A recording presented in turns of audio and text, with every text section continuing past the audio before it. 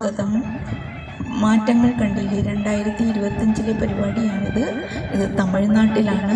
ഉസ്ലാംപെട്ടിയിൽ നാഗമ്മാൾ എന്ന ഒരു 96-കാരി ഉണ്ടായിരുന്നു.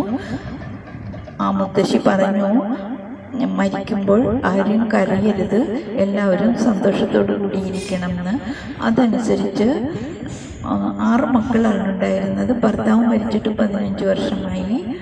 അപ്പോൾ മക്കളും കൊച്ചുമക്കളും ഒക്കെ കൂടി ആഗ്രഹ സാഫല്യം നടത്തി കൊടുക്കുന്നതാണ് നമ്മളിവിടെ കാണുന്നത്. അങ്ങനെ മാറ്റങ്ങൾ പലതും പ്രപഞ്ചത്തിലെ രീതികളൊക്കെ തന്നെ മാറിക്കൊണ്ടിരിക്കുകയാണ്. ഇനി എന്തൊക്കെയാവുമെന്ന് നമുക്കറിയില്ല. അപ്പോൾ ഇങ്ങനെയുമുണ്ട് കേട്ടോ ലോകം. നിങ്ങൾ കാണുക. കണ്ടോ, ഡെഡ് ബോഡി അവിടെ കിടക്കുന്നുണ്ട്. മുത്തശ്ശിക്ക് സന്തോഷമായിട്ടുണ്ടാവും. നമുക്കാർക്കും അറിയില്ലല്ലോ നമ്മൾ മരിച്ചു കഴിഞ്ഞാൽ എന്താണെന്ന്, കാണാൻ പറ്റുമോ ഇല്ലയോ എന്നൊന്നും ഉള്ളതൊന്നും അറിയില്ല. അപ്പോൾ ഇവിടെ നടക്കുന്ന ഒരു ചടങ്ങാണ് നമ്മൾ കാണുന്നത്.